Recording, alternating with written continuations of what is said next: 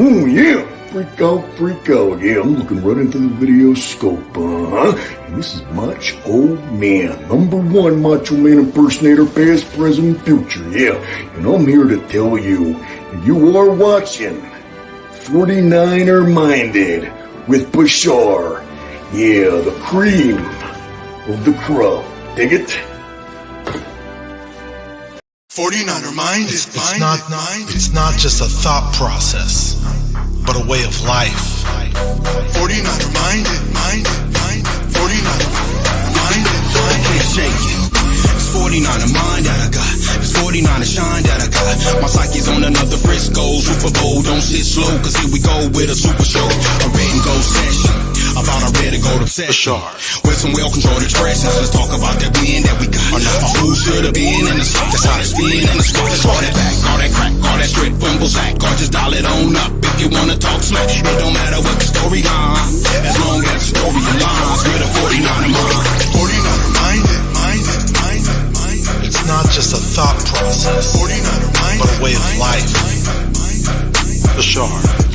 49er minded. Way of life. 49er minded.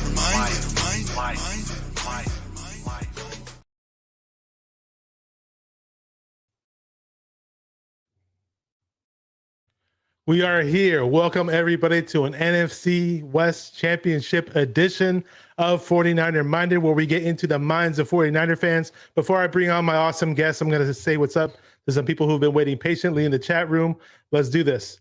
So who do we have here? We got Forever Faithful Podcast. There he is. He's going to be on in a second. What's up, Shabs? I see you. Niners, let's go. Izzy in the house. What up, Melissa, all the way in New Jersey? Thank you. Nighthawk, what's up, man? How you doing? Says hello, everyone. What up, Kenny? We got that #1 defense, baby. Let's go. So let's bring on Brandon. We're going to bring on good old John V. How you guys doing, man? Pretty good. Not enough. Hey, man, you're prepared. Man. You got the right hoodie on and everything.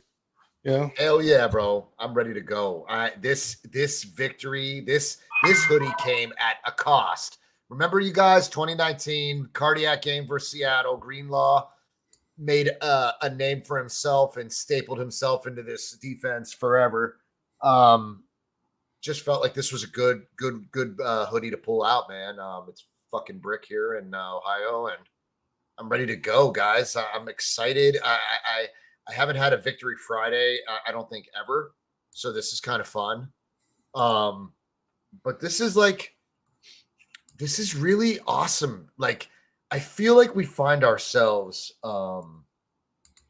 saying, like, I found myself saying today on Mariah's show, for all of you that have, Mariah has the Faithfully podcast. She's a good friend and family. So support her if you can. Drop by and say hello, like and subscribe. But anyway, I said, every time I see Purdy, all right, B and Bash, every time I see Purdy, bro, I feel like I find myself saying, I haven't seen enough yet.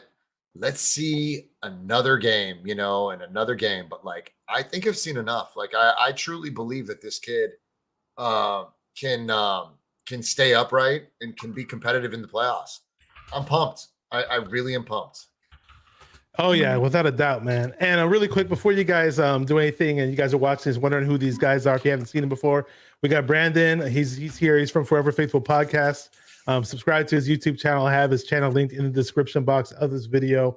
I also have John V, a good friend of mine from the Locker Room Rant. Check out his YouTube channel. I put it in the description box as well. We got 49ers Playlist. Good friend of mine from Instagram says, another solid game. Defense is legendary. Yeah, I mean, shout out to Quan Alexander. You're no longer with the team, but that legendary quote is definitely going to stick with this Niner team, man. Where what he brought to this team is definitely still within the squad, definitely within our defense. Purdy goes through multiple progressions. Steve-O says, Randy Daytona says, shout out to JV and B-Dan. Thank you, Randy. He says, Bash, hit that like. Bash that like. Bosa that like. Drake Greenlaw that like. You guys are not subscribed to this channel yet, definitely do so. Hit the like, subscribe. I get some viewers. I get a lot of views, but sometimes I only get I'll have 400 views on a video, but only 32 likes. So let's get those likes up, baby. What else was Kenny say? Kenny says, Purdy makes very smart decisions. That's huge. Yeah, he does. I mean, What up, Corey? He says, sorry, can't make it tonight. I'm free tomorrow. All right, man. Yeah, we'll have you on back. Don't even trip, man. Don't even trip. We'll have you back on the show. Hung Fat says, we're just champs. We're the 2022 NFC West champs, winning it in Seattle, on Seattle's turf, on Lumen Field. Take that, Pete Carroll. Chew on all that bubble gum because you're going to be sleepless in Seattle tonight, baby. Yeah. I love it. Oh, man, dude. And, you know, if you look at the score and look at the stat line, 21-13. Sure, Niners came out on top 21-13, but this could have been a blowout. And this should have been a blowout. And, you know, I don't want you guys to have pity on me. I had a migraine all throughout the day. I had a migraine before the game, had a migraine after the game. I still kind of have one. It's still kind of wearing off, but you know, I wasn't as feeling. I thought this game would raise my spirits, but the second half it brought me down because I just thought we could have did so much more. But at the end of the day, we got the W. What up, Joey Aridondo? We're always here. He says best in the West. That's right. Yes, sir. And Randy says, I'm the kind of coach you want to chew all of my bubble gum. Oh, I don't know what he means by that. But let's look at Brock Purdy's stat line really quick. I mean, hey, the rookie quarterback who was almost undrafted, last pick of the draft, Mr. Irrelevant, went 17 for 26, 217 yards through 2 touchdowns. There were times in this game where I think Pete Carroll's a great defensive coordinator. I mean, a great defensive mind. Even though he's the head coach right now, he used to be our defensive coordinator, and we were, I think, number 1 or number 2 defense in the league at the time. But I'm, you know, they didn't make it easy for Purdy at times. But you know, at the end of the day, I think he showed well. Huh? What do you guys think? Oh hell yeah, yeah. Go ahead for sure. I mean, dude, honestly, this team is just so freaking phenomenal. I mean, I'm so proud of this team. Even with a third-string quarterback, we clinched the division. This rookie quarterback, no, you know, didn't know the playbook, no nothing. He had to come in right away because of Jimmy Garoppolo's injury. Got it down like he already knew what to do. I mean, Purdy's been freaking phenomenal the past 3 weeks now, and you know, and it helps when you have a solid, awesome defense. To help you out too, to stop the opposing team. Like I'm looking at this stat right now, second half points allowed the last 6 games. You got the Rams, Chargers, Cardinals, Saints all 0, and then Dolphins and Buccaneers both have 7. I mean, you can't go wrong with this defense. Now here's my question for you guys. You guys think this is the best defense compared to the 2019 defense? You know, the 2019 defense came out, you know, it was the all gas, no brakes, right? With Robert Saleh. We had D Ford running off the edge, helping Bosa. I was hoping we'd have that similar impact with Drake Jackson. Drake Jackson's looking good, but he's not bringing that same kind of pressure. But I love, you know, this defense always finds a way to make it happen. I mean, it's a little bit different from 2019, but this is one of those defenses that, you know, I think people just don't give them enough credit, man. It's, you know, especially with Dre Greenlaw out there playing like a monster, man. I just love it. And the big plays are always coming, man. Every time I sense a big play coming, either that drive or the next series, the big plays come from the defense. And I love it, man. I think this defense can do a lot of damage in the playoffs. I think this team is definitely deeper. I think the defense is deeper than 2019. Mm-hmm. I think we're in position. I saw Corey make this claim that this was best defense since the 2000 Ravens, and it's damn near close. But that you guys got to check out the stats. They're insane. They're insane. I think they kept Bettis to like 60 yards. Now, granted, that was latter part of his career, but I mean, the Ravens, 2000 Ravens, was probably one of the most historical defenses to date until this Niners defense, because this Niners defense has done met some phenomenal milestones. So that's a compliment, honestly. If you're a 49er fan and you're being compared to the 2000 Ravens, that's pretty dope, man. That's huge, actually.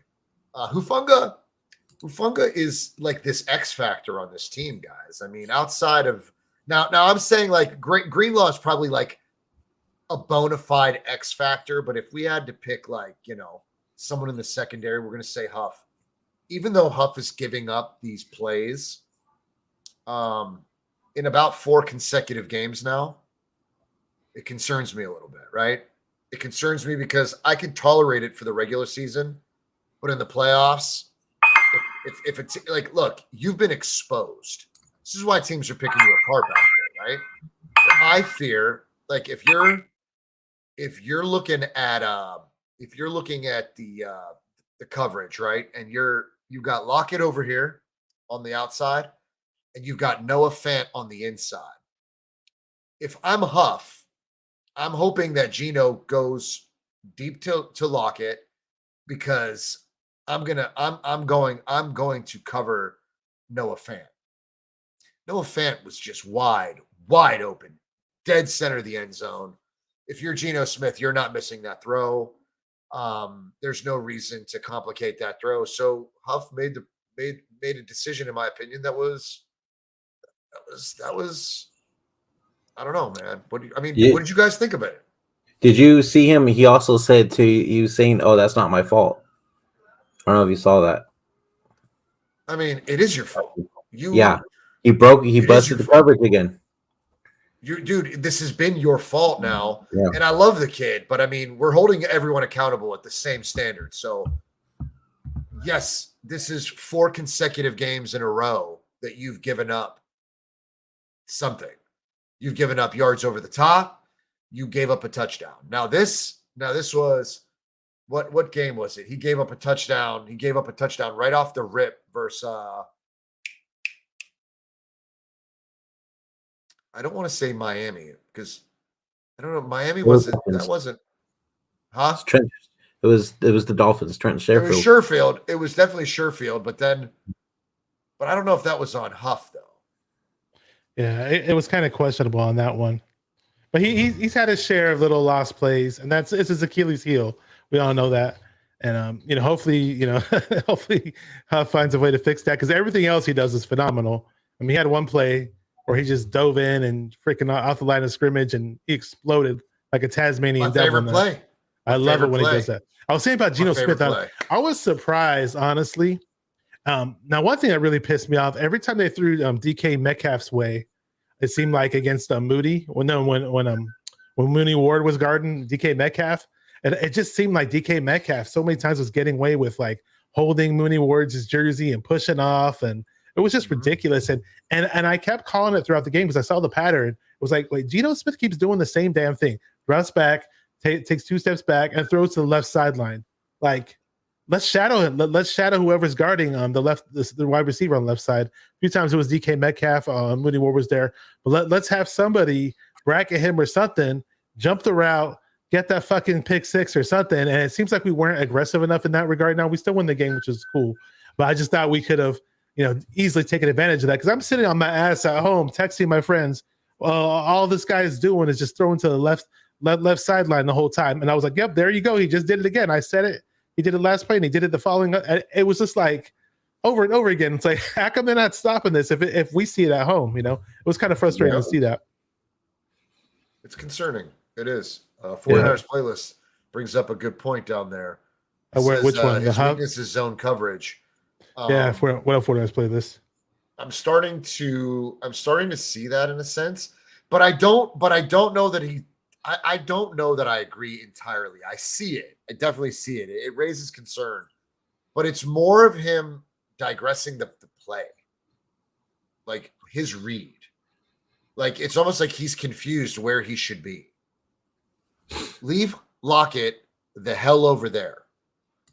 Leave Lockett over there, bro. Get to the center of the field. Now Fred Warner made a blitz. All right, he blitzed on that play, right?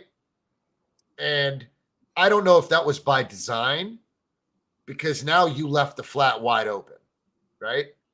You left that entire middle third of the field wide open. Okay? So if you're playing a competent quarterback like Patrick Mahomes, Dak Prescott, Jalen Hurts, even what's his face in Washington, they're going to make those throws in the flat. They're going to beat the brakes off you right away. So that concerns me, right? I don't know if Fred should not have blitzed. I don't know if Fred should have dropped back into coverage and covered that portion of the field. But it does concern me a little bit that that Huff is giving up these chunk plays. Oh, yeah. Let me say what's up to 49er Tone, good friend of mine from the Candlestick Days. He has a great YouTube channel. Check him out. Says, NFC West champs, won in on Seattle's field. So sweet. The 49ers sent me my playoff ticket invoice and just purchased 2 more seats. Me, wifey, and Pops are in the building. Wild card round. Let's go. And for those of you guys that ever saw that video where it was a bunch of dudes standing around the TV, and they actually showed this video right before the Minnesota Vikings playoff game in 2019. A bunch of dudes standing around the TV yelling, he's short, because Dre Greenlaw made the tackle on the Seattle Seahawks on 1 yard line in that one game. It was a viral video that went wild. 49er Tone is in that video with his dad and his friends celebrating. So shout out to him. Kenny says the bully squad 49er defense. 49er Tone says best 49ers defense since 1994. It's hard to argue against that. Not gonna start saying that out loud. We just finish it, but what an all-time great defense we have. Shab says not perfect, but we looking good. What up, Becky? How you doing? Becky says that pick should have never been overturned. Oh yeah, that pick 6 that they overturned pissed me off the whole second half. I thought that was definitely a touchdown for us. That was Drake Greenlaw. Was it Drake Greenlaw that had it? No, it was Nick Bosa. Oh, No. The pick 6 that they overturned. Oh, no, wasn't it Lenore? Lenore. My bad, Lenore. Yeah, and Nick Bosa hit the quarterback. And I'm they like, tried to make it sound like it was do? rough in the pass. It was clean. It was the clean hit. I don't know what they were smoking when that happened. John, you're on mute. No, John, you're on mute, bro. They were trying to keep him in it, man. I like. Yeah. It burned my ass. I saw that, man, and I'm like, what is he supposed to do? What do you want him to do? What should he do? Should he spin around like a ballerina and hands off? I don't understand. Like, what did you expect him to do? His job is to run through the man in front of him and sack the quarterback. It was clean, man, and they that was garbage. That play pissed me off the whole second half. I wanted us to get another touchdown because of that. And then when we got down to the very, very end and we started kneeling on it, I was like, no, fuck that. You don't kneel on that shit. We're in Seattle. We're making a statement. We're fucking punching this into the end zone. It was after that big Jordan Mason run. That should have been it was close to a touchdown. Yeah, bro, he earned it. Yeah. He earned it. Now you want to play safe now? You ran McCaffrey like a dog, like a sled dog, bro. Are you kidding me? You don't want to let Mason punch in a touchdown? Or what are we talking about here?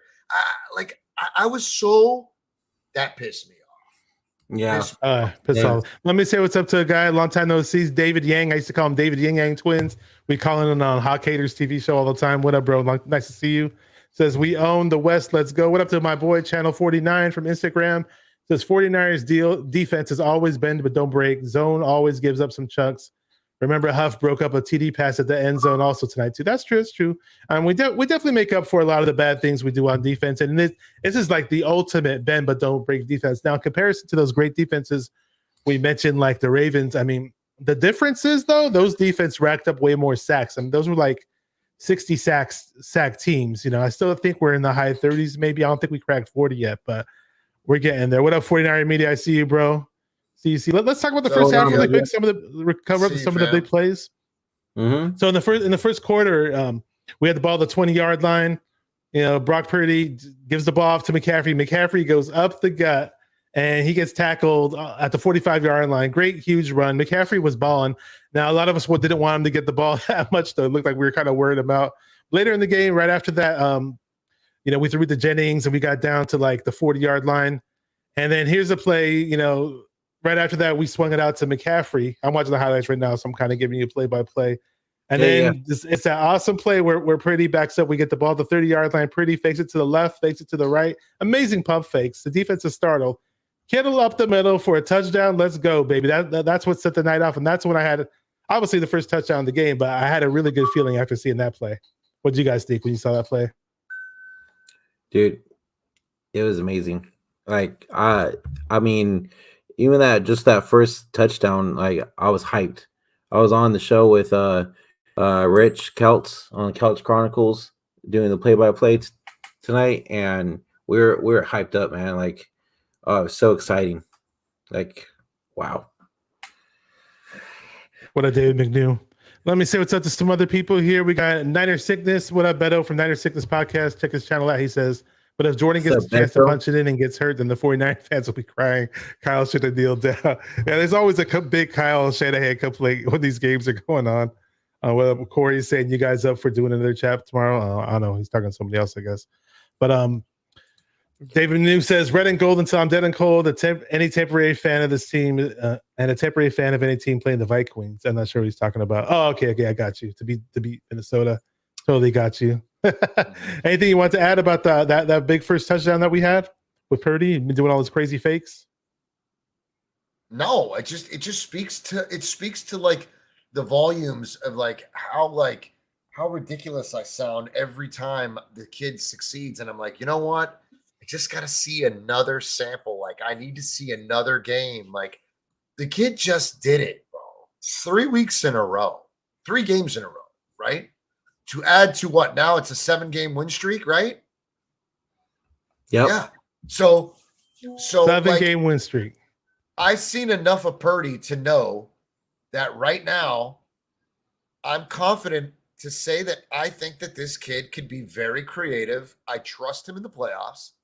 I don't have a choice, you know. I mean, it doesn't really matter. Yeah, till the wheels fall off at this point in the season. Yeah, you know, but I do, man. When I see Trey Lance on the sideline, folks, my soul, like, I feel like my heart breaks for that kid. I don't see Trey smiling, and I know it's tearing him up. So, but this is the way. This is how it goes, bro. I mean, this is it. Unfortunately, this is how it goes, my man. That's just a rough and tough NFL, you know. Can I? I'm going to show you guys this real quick. Go right ahead. Speaking of Trey Lance, look at this. Watch. Hold on. The play-by-play in the celebration of the locker room. Trey's happy for him, man. That was Trey hugging him. Okay. Yeah. Oh, yeah, he looked happy. He got a big smile on his face. Why wouldn't he be happy? You know what I mean? Mm-hmm. Yeah. Theoretically, this is your team. That is your backup quarterback. That is your backup quarterback. You know. Let me just run down a little bit of the highlights really quick. Where there's some more stuff that we didn't cover. This happened later on in the first half when the Seahawks had the ball at the 35-yard line. Smith backed up the pass, threw it to Travis Homer. First Jimmy Ward tackles the guy, but here comes Dre Greenlaw, relentless. His hammers Travis Homer in the side of where the ball is. Mooney Ward picks it up, Tarvarius Ward, and runs it down all the way out to the 10-yard line. And great play by that defense. Pretty soon we punched it in with McCaffrey, CMC, another touchdown for him. The guy's just been a phenomenal pickup for us. Anybody who's complaining that we gave up all these picks to get Christian McCaffrey, we're on a damn 7-game win streak from him playing his first full game onwards. You can't say enough about the guy. Yeah. What up, Dion from Niner Gang Podcast? I see you, bro. How you doing? What's good? We got Sentinel. Said the kid has it. Says woohoo, woo, like Ric Flair, huh? Hey, so there was this one play that Purdy threw to Kittle. He was wide open, and I think it was when Purdy was on the run to the left side, and he passed it to Kittle and got a first down and a little bit more. And me and Rich were talking, and we're like, yeah, I don't think Jimmy would never. He would have overthrown Kittle right there, to be honest with you. I don't even want to bring up Jimmy's name because I could just go down the line of all kinds of would-be hospital balls that would have been thrown or things that he would have seen. And I'm not here to even mention him right now. I don't think he's going to be with the team next year. So there's throw. I think he could. I think he would have made that throw. I just don't think he would have done the fakes. Yeah, I think he would have made that throw. That's his sweet spot. That's the sweet spot. But I mean, at the end of the day, man, I think it's important that we see a very different Kyle Shanahan with this kid. Okay, we see a very, very trusting Kyle Shanahan. He trusts this kid. He trusts this kid so much that it's his decision, right? He said it in the post game interview with the crew on Prime. He said, Kyle tells me to go here, we go there, or if I want to make it happen I have that opportunity to make it happen on my own. That's insane. That's insane. You're the third string quarterback preparing like the starter. We're the ultimate next man up team right now at this point in time in the season. Oh my God. We're the ultimate next man up team. Bro, without a doubt. I said this on my show and I thoroughly believe this.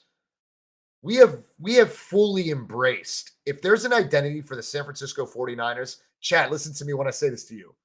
If there is an identity, if you're ever curious of what is our identity, whether it's next season or last season, we have embraced the next man up. We have fully embraced it. We have been battle tested deep into our depth of the roster. We have a phenomenal defensive lineman coach in Chris Kasarik. Chris Kasarik is a monster. Who is here to maximize your potential and make you better than you were prior to arriving here. Or if you're a rookie, your growth here, you're sure to be a star. We're going to develop you under Chris Kasarik.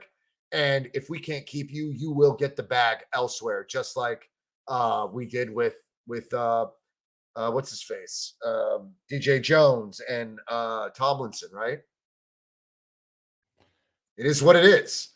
But at the end of the day, the 49ers, our identity is that we are the next man up. We can be the next man up. We can do it at any position. We could do it at any position right now. It doesn't even, before it was just the defensive line. Now we're on our third string quarterback.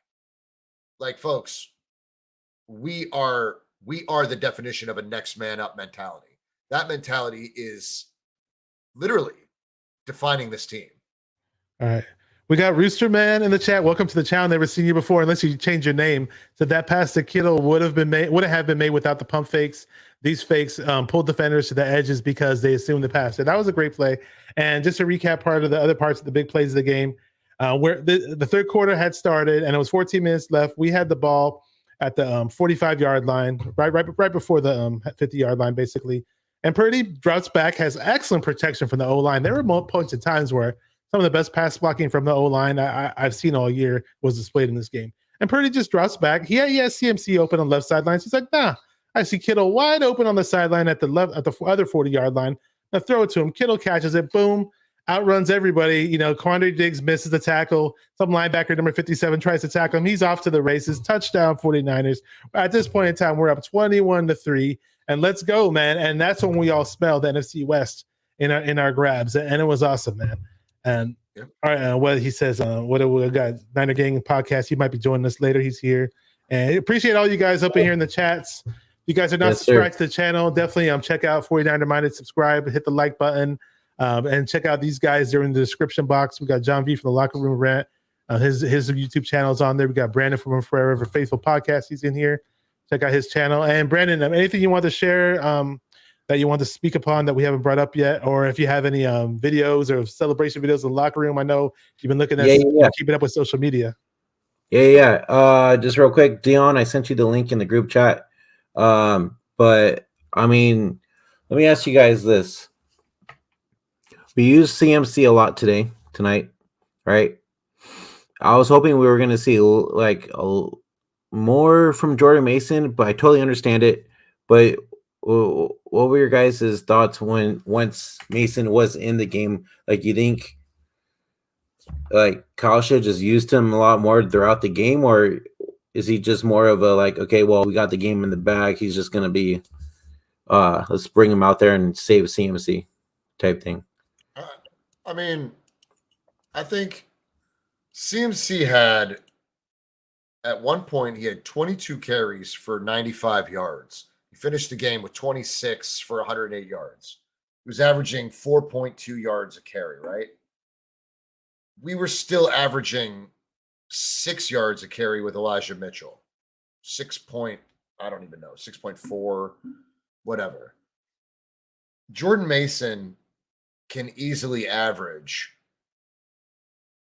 6 yards a carry. I believe he can. We're just not seeing enough of it. And I don't know why. Like today, I felt like look, I'm all for using our players the way you want to use your players, but sometimes you got to question it. Like, why are you running like a power with McCaffrey? I don't understand that. The problem with McCaffrey is that he's so fast. No, we're not talking to you, Siri. The problem is McCaffrey runs up the gut between the tackles and he gets clipped, right? Somebody just bumps him. Like they hit him, throws that dude completely off course. You know what I mean? He can't finish that run. You know what I mean? Whereas like Elijah Mitchell will run right through that. Like, clip me, I'm running you over. Like McCaffrey's not going to run you over. He might smack you in the face, throw you down, but he's not going to run you over. And it makes me nervous because like I sit there and I cringe. I'm a nervous wreck. It's like sometimes I'm like, Kyle, that's enough. That's enough. You do have Tevin Coleman. Get Tevin Coleman and start running him up the gut. This is a booty crack team. We should be able to Brandon should be able to run up the gut. You know what I'm saying? And for the record, CMC did have himself a game. I mean, he carried the ball 26 times for 4.2 a carry, 108, 108 yards gain, and receiving wise, 6 catches for 30 yards. So it was nice to see him do well, but we just don't want to see him get hit up the middle. And when Mason finally did go in there, he almost had himself a huge, gigantic touchdown. What up, Dion? How you doing, man? Dion from Niner Game Podcast is here, driving home. How you doing, man? I'm good, man. I'm just got off of work, man. I'm in the food business, like my brother John V, man. My sister has her own vegan restaurant, so basically I help her out whenever she does her pop-ups and stuff like that, man. We had a good night too. Sold a bunch of shit, man. So were you able to watch the game at all, or what? I couldn't, man. And the crazy thing, there was like several Seattle fans here at the little spot where we doing the pop-up. So I was checking the score and giving them hell while I was doing it too. One dude came up and ordered some shit. He was like, yeah, man, because it's called Naughty Vegan. So all the names are play on words. So we have this one that's called like the Basic Bitch. There's another one called the Jezebel. So it's all a play on words. Long story short, I looked at the score, man, and this other dude was selling stuff. And I was like, damn, I'd hate to be you. And he turned around and he literally just yelled, fuck. And he looked, he was like, you got to be a Niner fan. I was like, die hard all day, every day. But I saw some of the highlights, man. Purdy did it again. He did it again, man. And I love every second of it, bro. That's how you're supposed to do it. Like, the kid is doing exactly what Jimmy has been doing since he's been here. So, and I just heard you guys say that Kyle basically tells him, like, hey, do what you need to do to win the fucking game. Yeah, that's what it sounded like to me. He fully trusts this kid, dude. And he trusts this kid because Kyle must obviously see that this kid is running my offense the exact way that I had wanted it to be run. He is essentially running Kyle's offense the way that it was intended to be run. With the few wrinkles and mistakes in the middle, but nothing that like we should be like nothing that we can hold against this kid because he's still wowing us. Even through his mistakes, he's still wowing us, right? He had some bumps in the second half. But I mean, listen, man, this is what I was saying earlier, D. Every time I talk about Brock Purdy, I'm like, you know what? I just need to see. Like, that was just one more game. I just need to see another game. And like, I got to shut myself up and smack myself in the mouth and be like, dude, the kid is showing out game after game after game. He has literally earned this fan base's trust because he earned Kyle's trust a long time ago. Because from what they're saying, from what the Prime people were saying on Amazon, they were like, Fred Warner sitting here talking about they saw this, the defense saw this in camp. Like, they're not surprised that Purdy's balling out. Purdy got their attention in camp. And I just don't think that any of us were paying attention to it because we were so enamored by Trey Lance. We were so adamant to get Trey Lance out there and rally behind the kid as we should have, that we didn't give a damn what anybody was saying about Brock Purdy. I heard things about Brock Purdy. Like, I heard that he was doing well with Nate Sudfeld, and I saw that one preseason game where Trey threw a touchdown, Sudfeld threw a touchdown, and Brock, I think Brock Purdy also threw a touchdown pass, right? Mm-hmm. Or at least drove down the field for a touchdown, one way or another. I think all three quarterbacks scored in that preseason game. Nonetheless, we just weren't paying attention to it. The writing was on the wall that Purdy had talent. We just didn't see it. We weren't looking for it. You know, who the hell is looking for it? Yeah. Hey, Purdy, he balled. Purdy had his struggles in camp too, though. There were tons of beat writers that weren't impressed by him, so he's made some steps to improve. Yeah, the crazy thing about it is the number one thing in camp for him was his arm strength. Mm-hmm. Like, a lot of beat writers were saying exactly what you alluded to, Bashar, is the fact that his arm strength wasn't the greatest. But I'm sorry, man, since he started shining, people have been doing more and more digging and more research. But this kid should have never been in the 7th fucking round. He shouldn't have been there. Probably not.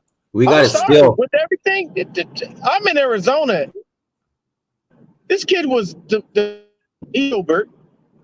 He was pretty much the top fucking quarterback, 3-star recruit from his high school. Like, it's not a game, and I love every second of it, man. And we have the division, everybody. We have the division. So you know what that tells me? Debo, I love you, but sit your ass down. Chill out. You good. Don't worry about it. Yeah, I want to throw this in here really quick. I'm on Twitter looking things up. I'm trying to find an injury report for this game, and it looked like some guys got banged up, but I don't see any reports of any serious injuries either. If anybody wants to correct me on that, go right ahead. Just real quick. Yeah, just real quick too. Devo tweeted out too, letting the fam know to bring him back a hat. Let me drop some. We got some people that just got here late. Got to say what's up to some friends here. What up, Charlie Tune? A long time no see. He says, is it too early to talk about a quarterback controversy? Yeah, we'll just take this win for what it is. I don't want to get into that right now. We're not. He said he's gonna be here for Wild Card Weekend. Okay, if you are, that's cool, man. Good to see you on here. Andy Land says hot take Purdy is QB1. Well, right now he is. Channel 49, Purdy turned down Alabama. Okay, so yeah, man. Hey, it's awesome. I love it. We won the division. I'm just crossing my fingers that nobody else got hurt. That's why I was cautious. I was looking this up. And Brandon, if you have any more celebration videos for what happened today, feel free to share them. I know there's tons of stuff on social media that's out there. Anything interesting or anything else you guys want to add in general? Here's one from Nico Suave. Jimmy Ward, for those who don't know.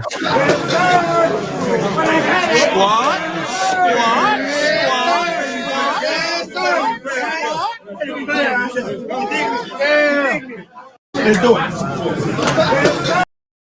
All right, there you go. That's from Jimmy Ward celebrating the locker room. Elias Lopez says, "What's up, Bash? NFC West champs. Let's go Niners." If you have anything else, feel free to share it, man.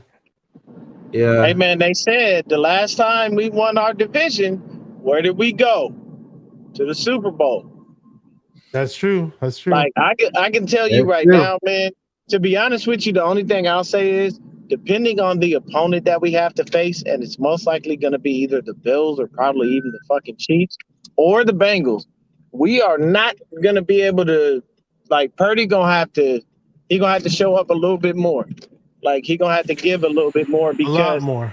Those teams can score, and they can score in bunches, and we can't allow those guys to get up on us, man. Like we don't want them to have that leeway or that slack to be able to try to take us out. So I say, if we have to face one of those teams, he's going to have to give us everything he's got.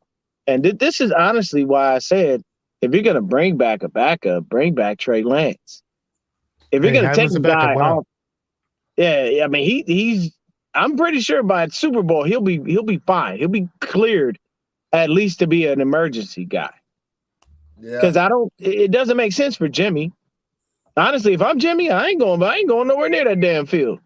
I'm about to go get paid, baby. I'm about to get broke off and fuck as many porn stars as I can. I ain't got time to be hanging out on your field. Fucking Dion. They gonna come in. They gonna come in. Hey man, can you come back and be the backup? Nah, man, I'm too busy, man. You know, Ava Adams. Yeah, I'm up in that right now. I don't know who that is. I don't know who it is either. I just made up a name, man. Fuck it.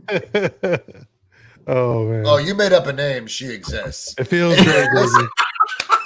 Listen. Shit. Oh shit. Everybody their name up. Oh, what wait a a minute. 246 I see you, bro. You know what? Yes, she does. I just thought about that. I wondered where that name came into my head. Yeah. Okay, my bad. Dion, don't be playing us. Listen, Brock Purdy throws with touch. A lot of He touch. does. Nice touch. But you know what, dude? We're gonna get. We're just talking about porn stars, and you're talking about touch. Listen, yeah. Listen. It is rated PG, guys. We gotta get Purdy to start throwing some darts. He's gonna need to put the ball in some tight ass places. Pause. Because I'm telling you right now, bro. I'm telling you right now. Fucking JV, man. I can't. Those touch passes, bro. Although they're nice because they're in open space. Like playoff teams aren't going to give up that much open space. So Brock's got to start winging it. And you know what? Maybe the kid's just taking advantage of what you're giving him. You know what I'm saying? He's thrown some darts in other games, though. He's thrown some darts. I've seen some good throws. I really have. Yeah.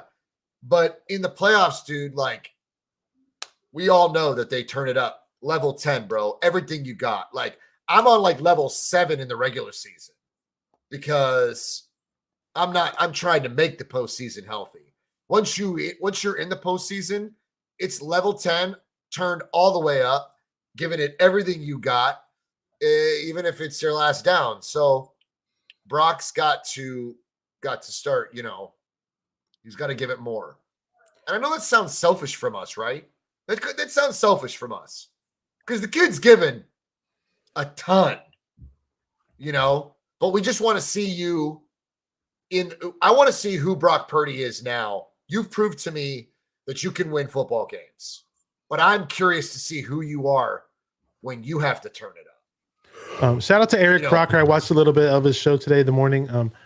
He said this, and I think this is pretty, black and white, and we all pretty much agree with this. If you guys don't agree with it, go ahead and tell me I'm wrong. But he was saying that what Brock Purdy is giving us is Jimmy G plus a little more, and I see that, and I honestly don't.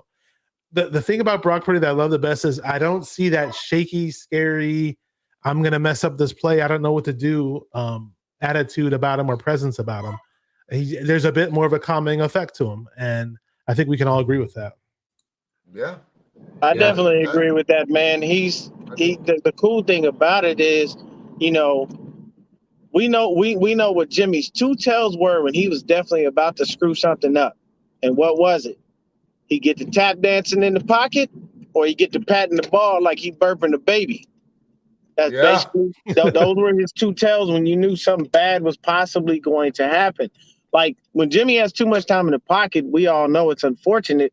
He doesn't make good decisions because he's like, nah, it's too much time. The ball's got to go. Did you guys catch Tom on the sidelines? Oh my God, bro, he was tearing the Bucks a brand new one. You mean was he mic'd up or something or what? Bro, I think somebody just caught him on the sideline, man. I forget where I saw it. I think it was on YouTube.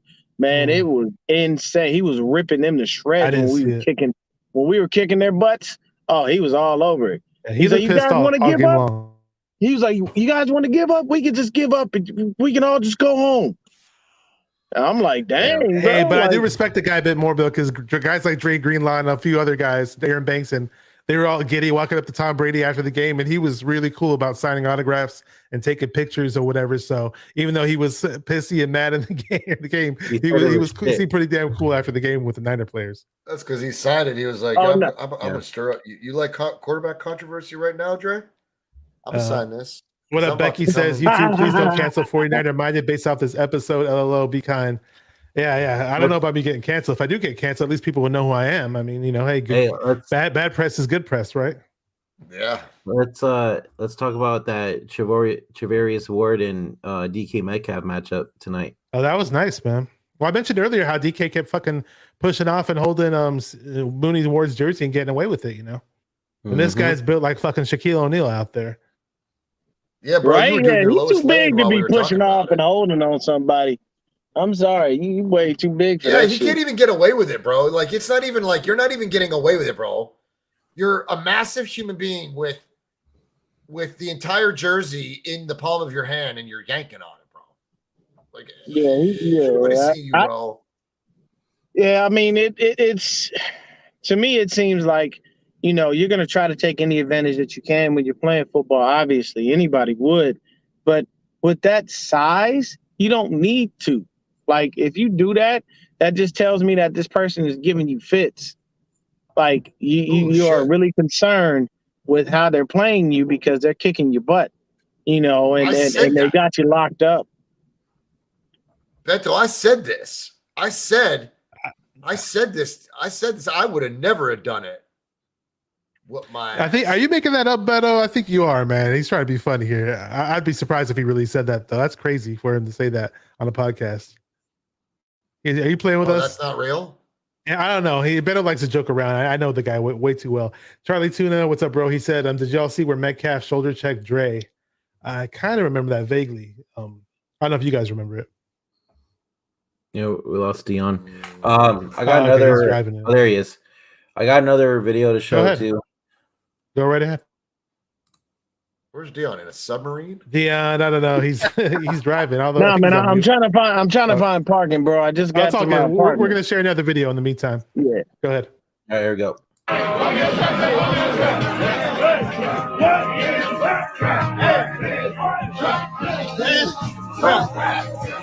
I can't tell who that is. It's Trent Williams. It's Trent. Trent Williams holding the camera? Yeah.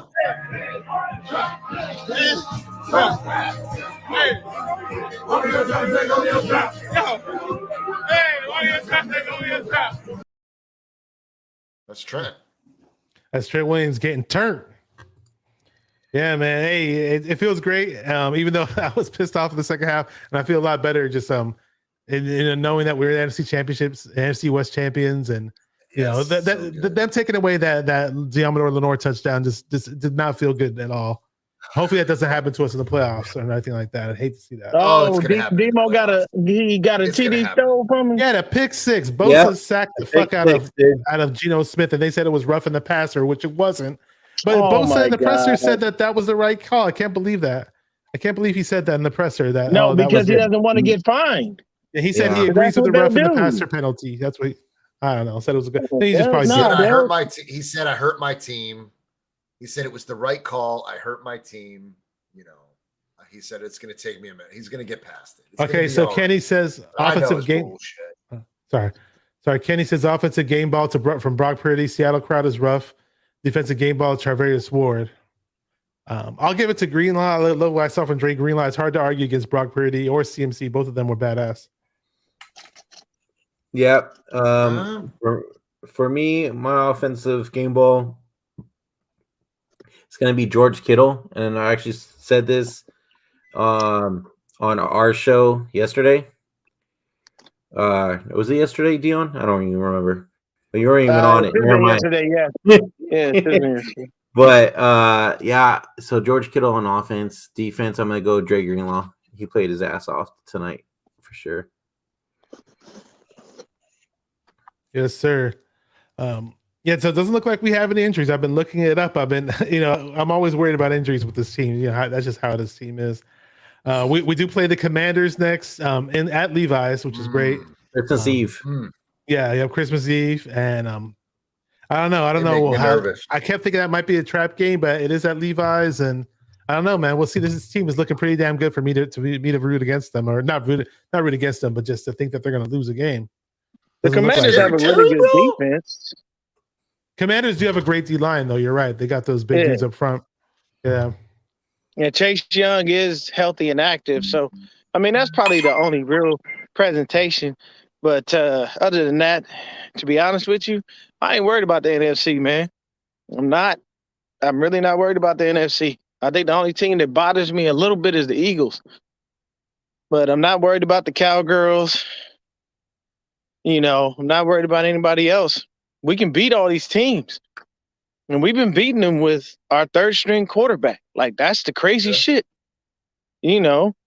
So we got everything that we need. We just got to keep pushing and keep feeding CMC. Did Mason get any touches tonight? Only at the very end of the fourth quarter. Then he broke a gigantic run that was almost a touchdown. And then we just sat out and kneeled at like the freaking 5 Yeah, we kneeled it on the 3. Oh, hell no. Nah. See, I wouldn't have done that. I was like, score. Nope. I would have let Mason get his damn TD. Wait till you watch it back. Wait till you watch it back. We ran CMC like a sled dog, bro. Like a sled dog. We ran him hard, bro. And then you're gonna go ahead and so Mason got stuffed. Oh, is this it? Oh, right, yeah. I don't know if I'm gonna get a copyright thing, but go ahead. Here. Just click it, go. All right, Dion, this is for you, buddy. This is the one time I can agree with the Marshawn comparison. People were saying that, but very close to Marshawn. He almost scored, bro. He was almost there. He was almost there. If he would have dove forward, he would have got it. Maybe so, yeah. Not gonna say. We're gonna wrap up pretty soon, Sickness. Unless there's a few things you want to say before we go. Go ahead, man. I'm not gonna rush you guys off or anything, but it's cool, man. Good to have you, Beto. What's up, man? How you feeling? Hey, what's up, guys? I just wanted to confirm about Brady. You check out his podcast that he has. He was talking mad shit about signing those balls. That he would only did it because the cameras were on him, and otherwise he wouldn't have done it. He was talking a lot of shit. And he was talking kind of crap about Greenlaw. So you guys got to check it out. Just type it up. You'll see it. But yeah, and I know I like to play around, but that's I saw that on his. You're always playing jokes on me, but tell us, man. Tell us what you're thinking about the game, man. What's going through your head? I'm still stoked, man. I'm fired up. And I would have wanted Jordan to punch it in at the end. I just didn't want him to get hurt, but I felt that, man, I think they're misusing him, by the way. But what I thought about the game was a team that is on a quest. They're on a quest. They're hitting on all cylinders, and this quarterback, nothing phases him. He don't get phased. He plays on the road under that hostile environment and plays the way he did. Did you see that double pump before that throw in the middle to George Kittle for the touchdown? Yeah. Man, bro, that. And then did you see that one where it was 4th and 7, and he got the defense to go offsides? That's a vet quarterback move. They went to punting it anyway. They didn't go for it in 4th and 2, but that's a vet from a quarterback. This kid is poised. This kid, I'm not talking about no controversy with Trey Lance. I don't want to hear that at all. That's for the offseason. That's enough for the offseason. Right now, we're riding with Brock. Brock is playing, and I'm confident with this defense, this run game. And we got to utilize Jordan more, though, and take some of that miles off of CMC. But I loved it. There's nothing to say about it. We went into Seattle like 2019, beat their ass, and now we're heading for the opportunity to get our 6th Lombardi trophy. And I am more confident in going to the Super Bowl with Brock with this small sample size than I have ever been with Jimmy. Same. That's good. It's a small sample size, but a lot of us are pretty confident. Yeah. I saw Dan Orlovsky today breaking down some Purdy film. Me too. And he was talking about how, like, he slowed it down. And it shows Purdy, moving the guys around, moving them in motion, keeping them.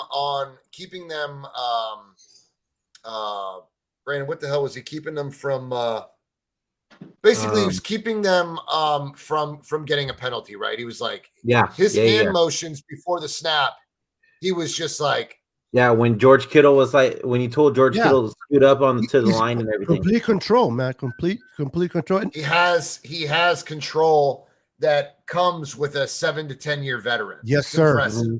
Yes, it's sir. super impressive. So, and then he also did you guys hear him? Did you guys hear that he clowned Kittle on national TV? Did did not hear that. When he goes, man, he likes to clown around. He just won't shut up. Hey, and just Kittle's real quick. What? Whoa, it was all right. fun. But that's not a rookie doing that to a vet, tight end, especially from the schools they played in, Iowa and Iowa State.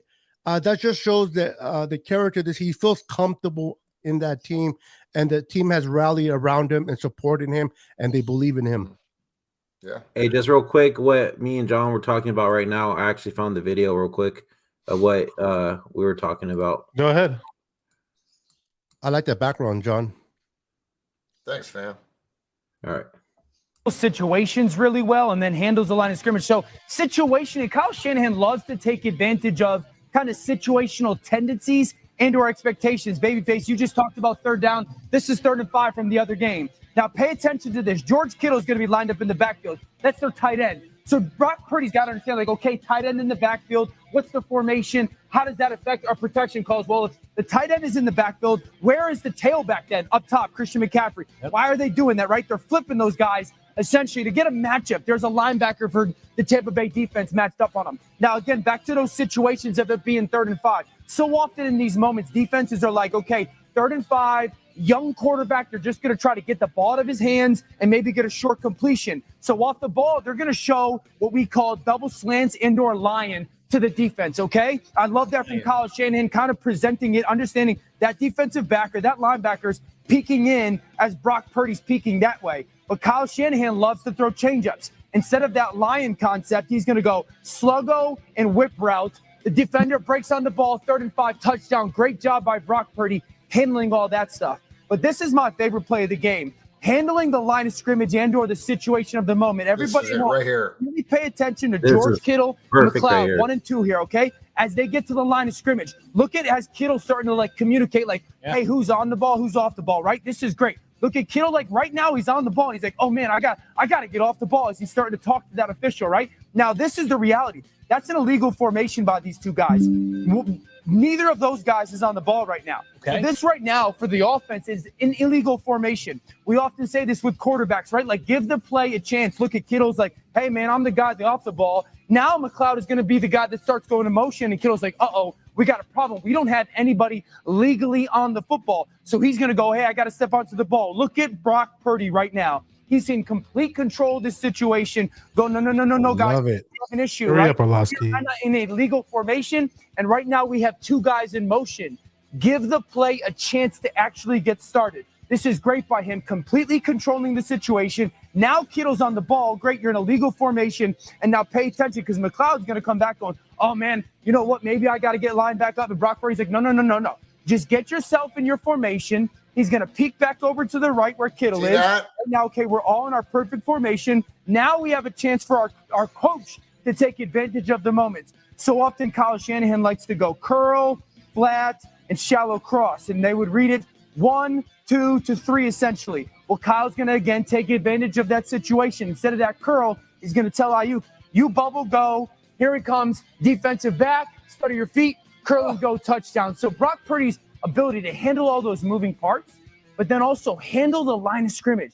As a young player, give that play a chance to get started, get those moving pieces. And you're going to get me in trouble now, man.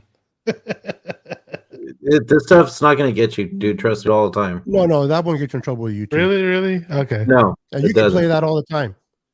Yeah. I love it, man. I love good to have you here, man. Says bang, bang, MF sums. Fuck the sea chickens. I can't stand the asses. Yeah, none of us can. That's what we were talking about. Probably that kind of leadership right there. I mean, without stirring up trouble, dude, there's not a quarterback in the room right now that can do that. Yeah. I agree, John. Yeah. I mean, it breaks my heart to say it because I'm obviously a Trey Lance supporter. I love the kid, but Brock Purdy is just, and a lot of this family comes with the experience in a Power 5 conference. Just playing all 4 years, all those reps, and knowing how to prepare. He had a father that was a professional baseball player. That's where that beautiful slide came into play. If y'all didn't catch that, that was awesome. Slick. That slide was slick. That was a perfectly executed professional slide. I loved it. Because everybody else just falls forward like they slipped in cow shit. But yeah, man. I don't know. I want to see that. I got to see that video of Tom, talking trash. I'm gonna look it up. Yeah, look it up. About signing the footballs and everything and being upset. They asked him. He was on with somebody, and they asked him.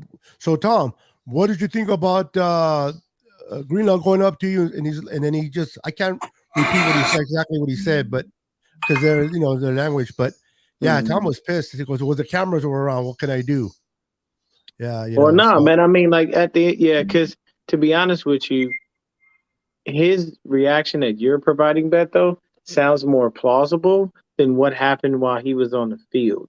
Because the number one thing is he was pissed off that whole game. He cried every time something happened. He was complaining every dang play, every time he threw. So it makes sense. It does make a lot of sense that he would have, said some negative things. But me personally, bro, I mean, who the hell can cry all you want. You got your teeth kicked in. I'm not signing the damn football. You take your football and shove it in your ass. I'm not signing that. Yep. You just exposed me, man. I had a 6-0 record with rookie quarterbacks, bro. Now I'm 6-1. About to cash in on that $325 million TV deal. Yeah, he was talking his shit. How you doing, Mariah? What's up, Mariah? What's up, he ain't hurting for no bread. He all right. He was with us all the years, so he was never broke. He was making his money. Is there an expiration date on that deal or what?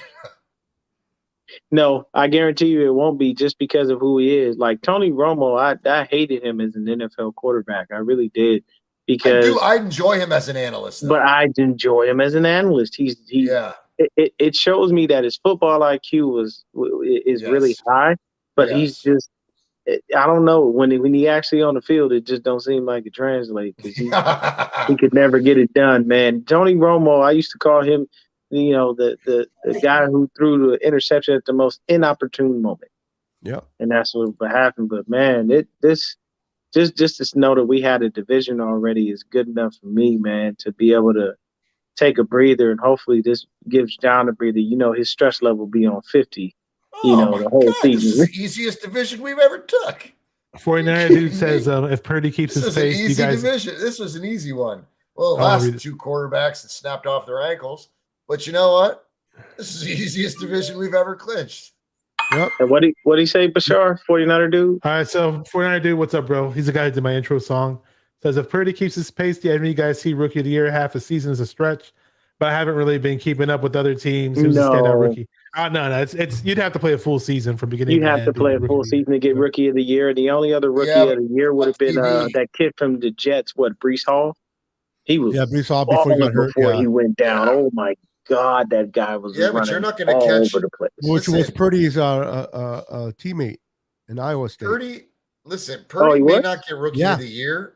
He may not get rookie of the year, but the man is on every network every day from 5 a.m., 6 a.m. till right now, midnight with SVP. You know what I'm saying? Like, it's just the kid is who said it up here? He was like, and the kid's, and he's still hella young, Kenny said. He is, man. And he's got so much time left. Like in his, just in general in his life, and he's got a lot of time on the field, man. I'm impressed with what I've seen from him so far, and I'm not gonna lie to you, man. He makes me feel more comfortable than Jimmy Garoppolo does.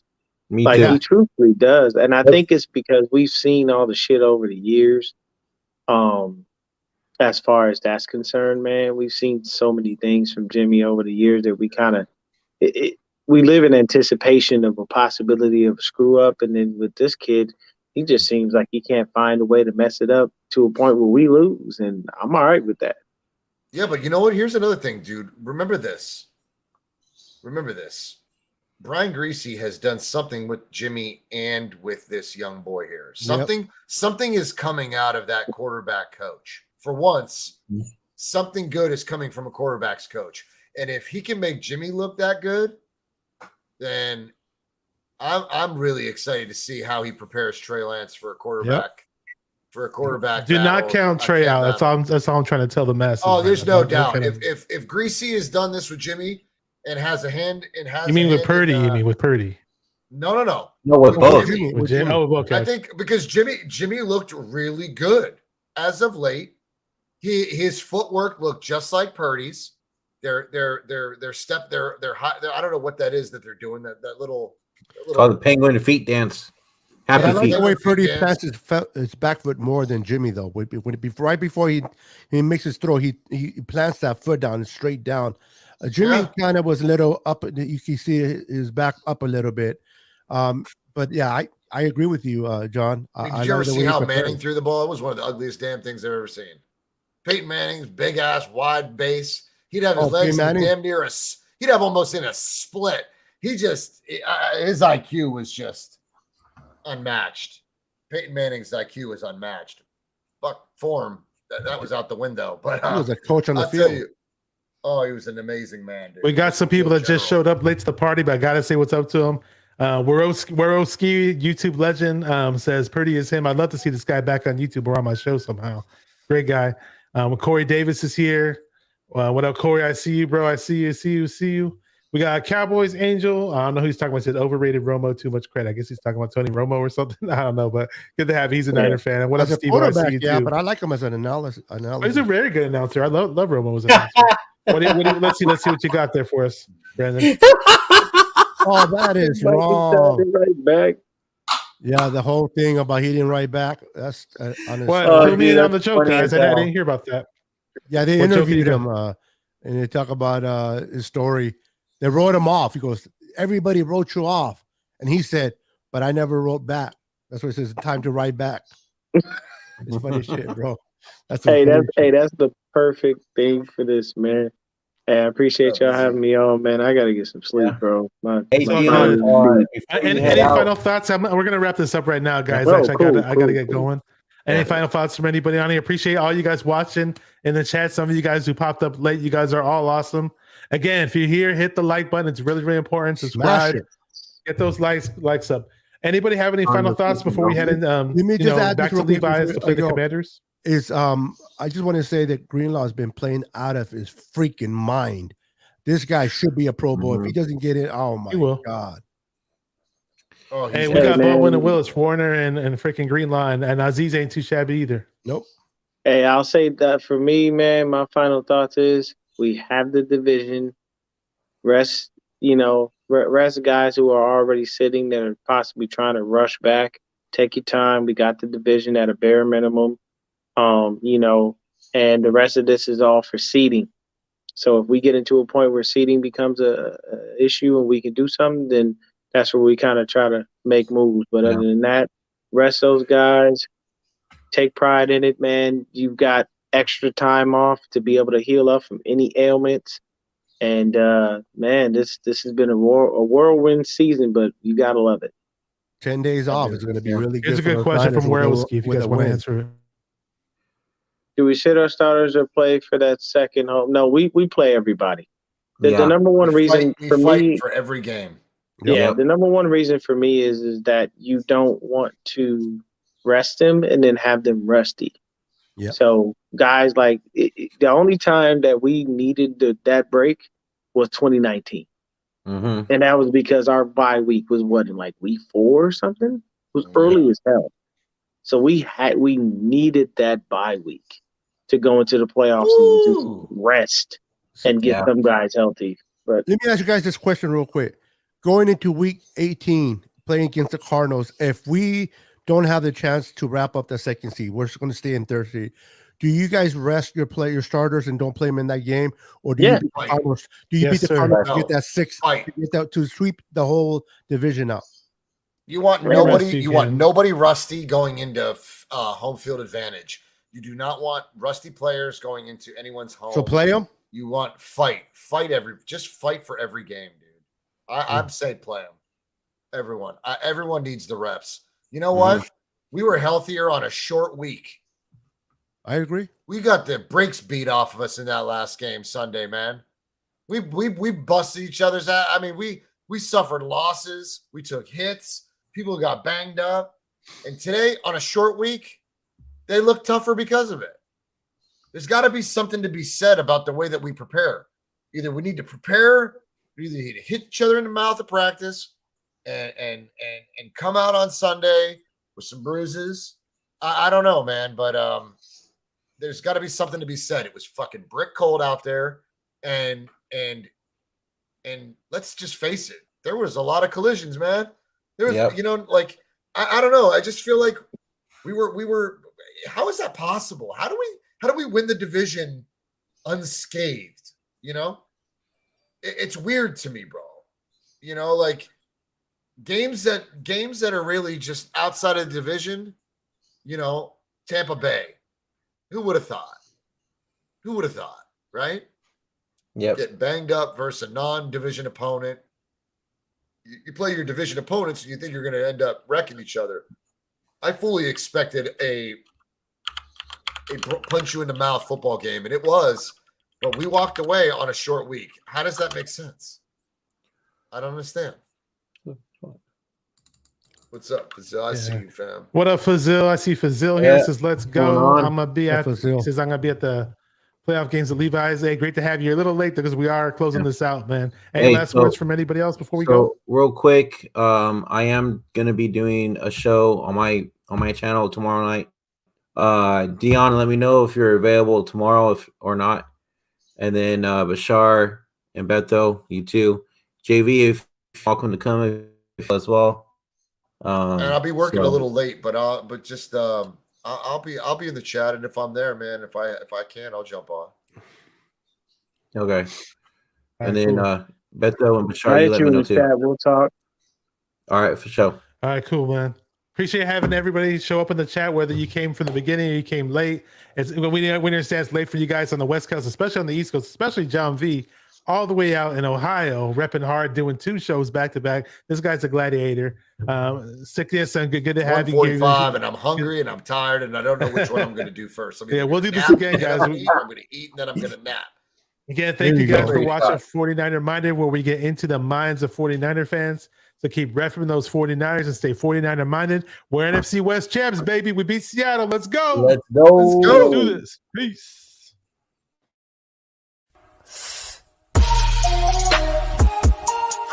Come on, 49er faithful. Let's get it. Because it's 49er mind.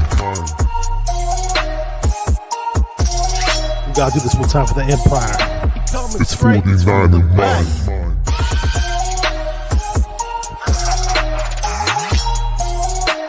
It's 49er mind. We gotta get that brick by brick real quick.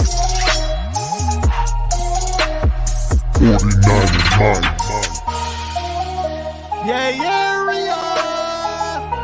yo, we can't listen to them haters, man. 49er mind. We from the Bay.